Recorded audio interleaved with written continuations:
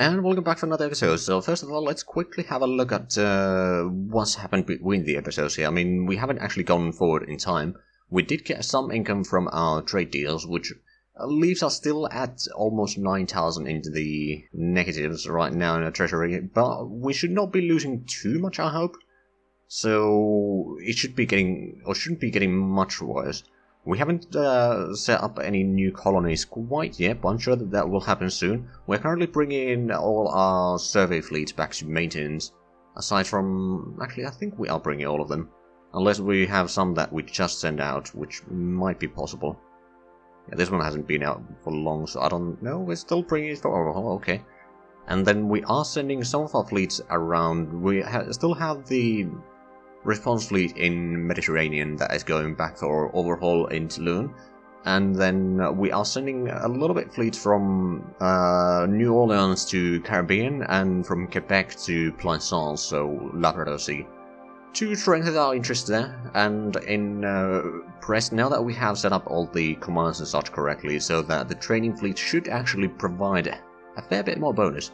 So we've now set up a fairly beefy training fleet over here, which should be... so it has 3 first rates, 3 second rates, 6 third rates, 4 fourth rates, and 6 fifth rates. So it has quite a few ships, and if we can increase the training levels on all of these, that would be nice. It would help us a long way.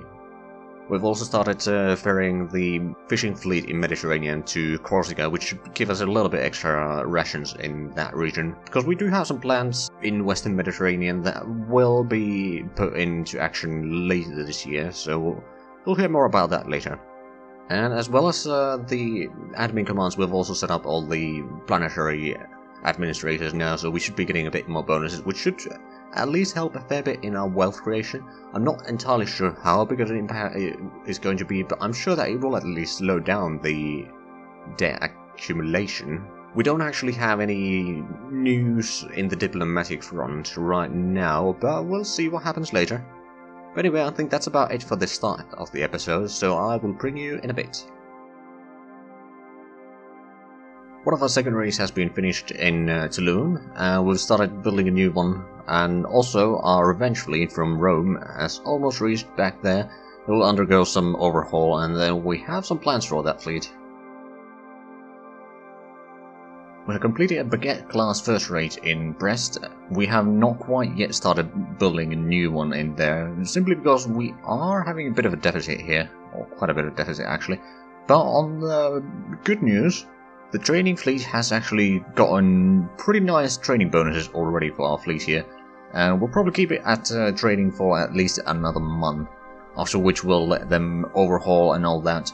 But it should increase the training bonuses from the fleet, or the fleet, quite nicely, and then we'll probably slowly train all the remaining ships here in Bay of Biscay, which, well, there's quite a few ships. I'm not going to be training the commercial vessels, to be fair, but all the primary ships here. The transport fleet has finally returned from its transatlantic trip. The ships will undergo overhaul, and then we'll probably start training some of the escort ships there. Our training fleet has now sailed back to the port and is now undergoing maintenance. The training is now about 24 to 25% on pretty much all of the ships in that fleet.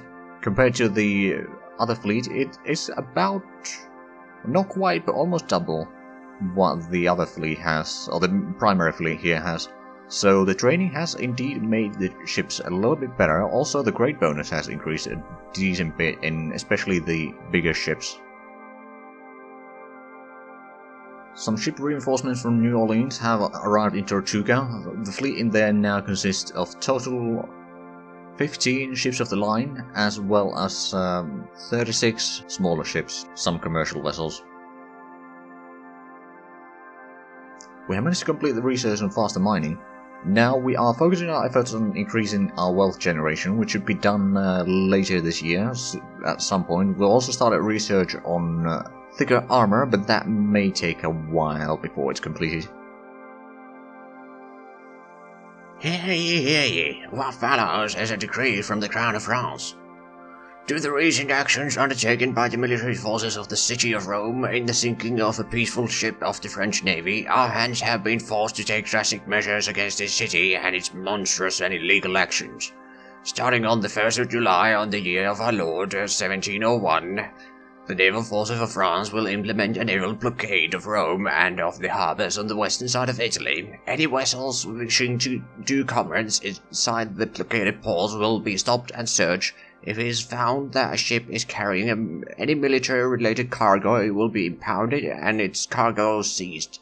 No nation's ship will be exempt from this blockade. If a vessel tries to bypass the blockade or resist being inspected by French personnel, they will be compelled to stop with military force if necessary.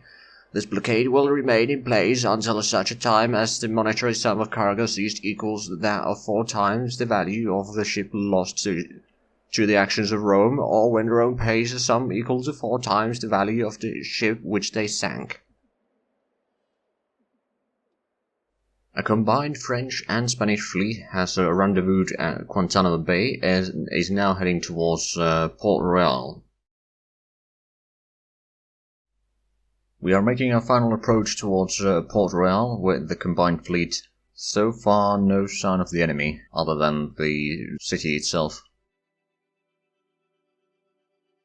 We're still making our final approach on the port, but we cannot see any ships so far. However, we can see that there are shipyards there, which is probably something that we might destroy. Although, having those shipyards would be very nice indeed. In any case, I'm sure that there are coastal defenses that we do need to disable one way or another. We can finally see some enemy ships in the harbour, but it would appear that there's only 2 7th rates, so they must have slipped away. Of course, they would have noticed us well before we noticed them. But nonetheless, we shall sail towards the harbour and destroy any coastal fortifications there. The enemy is firing upon us. Meanwhile, they are still well beyond our reach. We'll have to sail in a fair bit closer to utilize our numbers against their defenses, so we'll probably sail up to 35,000. One of the ships on our side has taken a few hits, but nothing too serious yet. However, our coastal barrage seems to have a very good effect on the enemy fortifications. One of the French loops has taken a fair bit of damage, and now they've lost their fire controls. They sank one of our ships, but the vast majority of the enemy fortification is now in ruins. The British guns have fallen silent, so now the French will destroy the 2 survey ships there, and the Spanish will focus on destroying the shipyards as well as starting bombarding the ground units there. After the ships have been destroyed, the French will return back to Tortuga for repairs. The Spanish will stay behind and bombard the enemy units as well as start preparing for an invasion.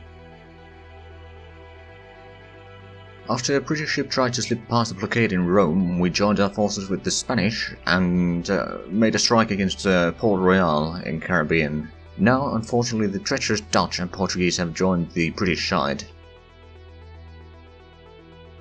We have spotted Dutch ships approaching one of our mining colonies. There has been a battle going between their mining colony and our colony there for some weeks now.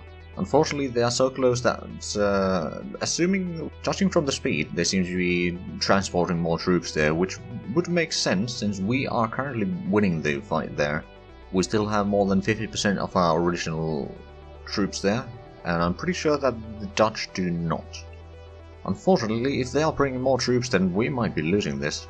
So naturally, we're going to have to send in a response for that. We shall pick up a battalion of men from Tortuga and go and land them into that colony to hopefully tip the scale in our favor again, and hopefully also we'll be able to drive away any enemy ships there that might be bombarding us.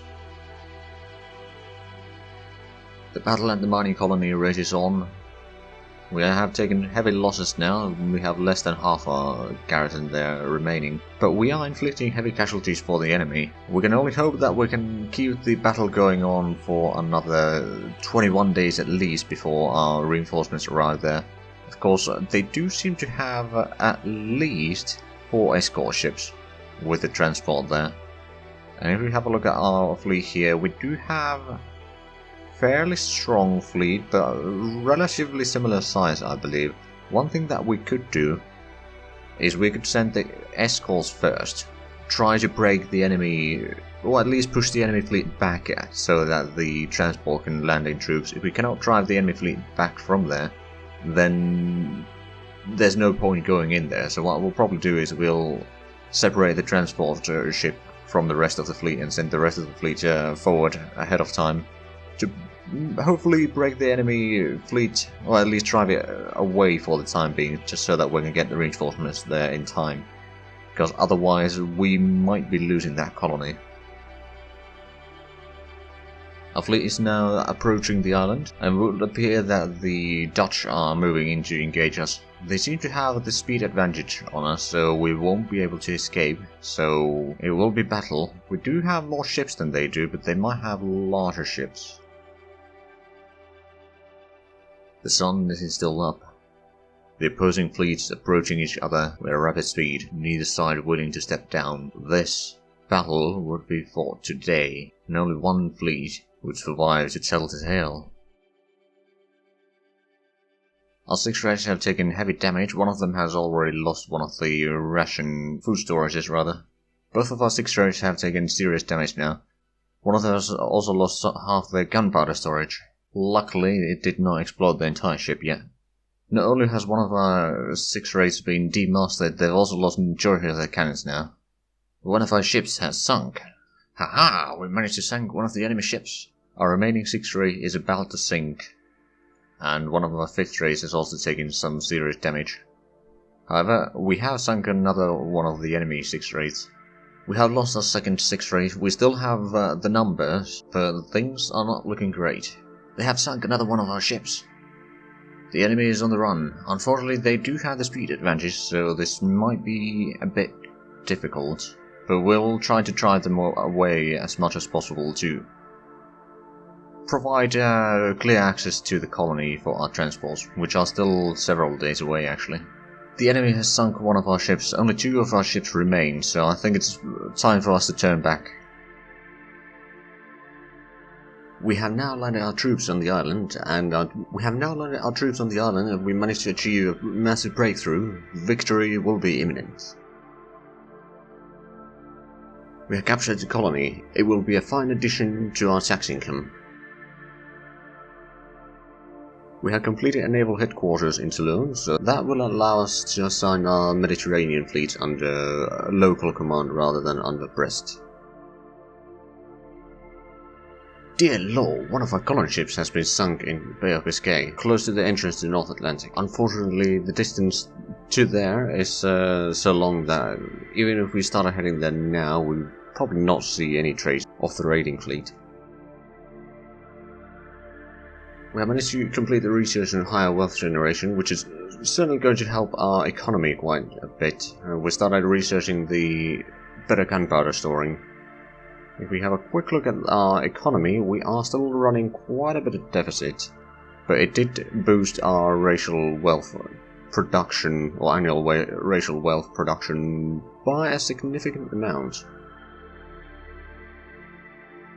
And there we have it, that's the year. Quite an eventful year for us this time.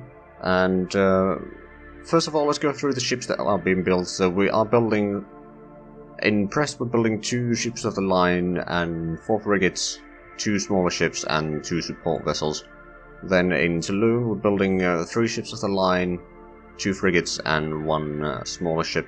And then in Quebec we're building a frigate and a smaller ship, and same in Portugal.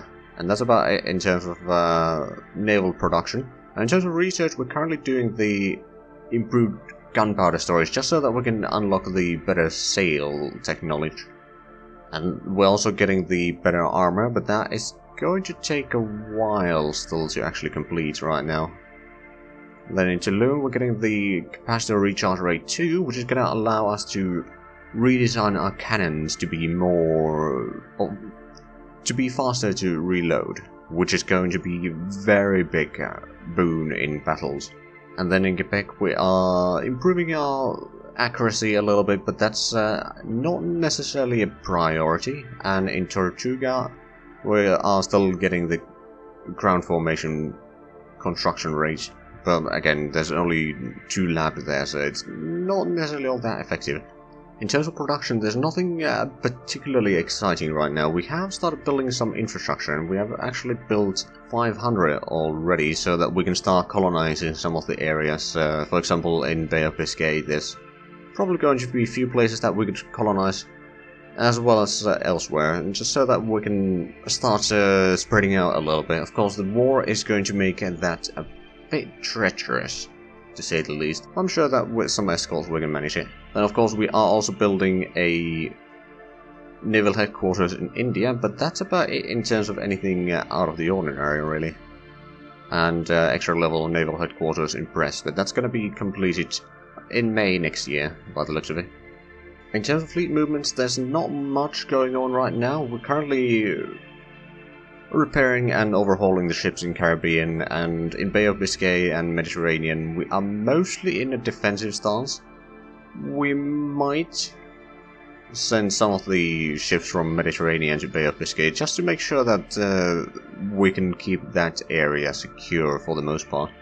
We don't want to lose too many ships around there, especially the civilian ships, because those are keeping, well, not really keeping our economy afloat, but they are certainly helping in that. In terms of surveys, we've finally completed the Gulf of St. Lawrence surveying and almost done with the Labrador Sea. Western Mediterranean is pretty much as well surveyed as we can, taking into account the neutral cities there, which are blockading some of the planets. Now, of course, our blockade in Mediterranean or our blockade of Rome is still going on, and then there's a little bit of surveying in elsewhere of the world, but nothing has been completed yet.